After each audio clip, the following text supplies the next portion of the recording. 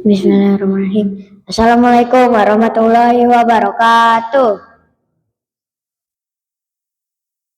Puji dan syukur marilah kita panjatkan kehadirat Allah Subhanahu wa Ta'ala atas limpahan rahmat serta berkahnya kepada kita umat Islam. Salawat dan salam kita curah limpahkan kepada junjungan alam Nabi Muhammad SAW, keluarganya, sahabatnya, dan semua pengikutnya. Hadirin rahimakumullah, syarat diterimanya ibadah adalah rasa ikhlas sebagaimana firman Allah Subhanahu wa Ta'ala. Sungguh benar-benar telah diwahyukan kepadamu dan kepada orang-orang para nabi sebelummu. Sungguh jika engkau mempersekutukan Allah, niscaya akan gugurlah amalmu dan tentulah engkau termasuk orang-orang yang rugi. Quran Surat Az-Zumar ayat 65. Dengan ikhlas kita tidak akan tersesat ke jalan yang tidak diridhoi Allah Subhanahu wa Ta'ala. Tidak akan menjadi orang yang ria atau sombong, karena sombong itu merupakan sifatnya setan. Seseorang yang ikhlas ibarat orang yang sedang membersihkan beras dari kerikil-kerikil dan batu-batu kecil di sekitar beras, maka beras yang dimasak menjadi nikmat dimakan. Tetapi jika beras itu masih kotor, ketika nasi dikunyah akan tergigit kerikil-kerikil dan batu kecil. Demikianlah keikhlasan menyebabkan beramal menjadi nikmat, tidak membuat lelah, dan segala pengorbanan tidak terasa berat.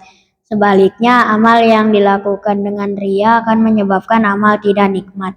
Pelakunya akan mudah menyerah dan selalu kecewa. Tetapi banyak dari kita yang beribadah tidak berlandaskan rasa ikhlas kepada Allah Subhanahu wa Ta'ala, melainkan dengan sikap ria atau sombong supaya mendapat pujian dari orang lain. Hal inilah yang dapat menyebabkan ibadah kita tidak diterima oleh Allah Subhanahu wa Ta'ala. Rasulullah SAW pernah bersabda, ikhlaslah dalam beragama, cukup bagimu amal yang sedikit. Dalam hadis lain Rasulullah SAW bersabda, sesungguhnya Allah tidak menerima amal kecuali dilakukan dengan ikhlas dan mengharap ridhonya.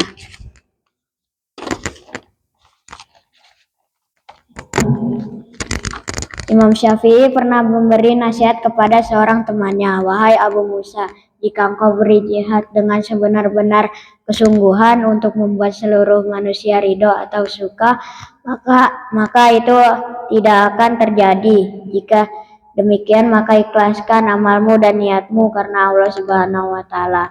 Karena itu tak heran jika Ibnul Qayyim memberi perumpamaan seperti ini.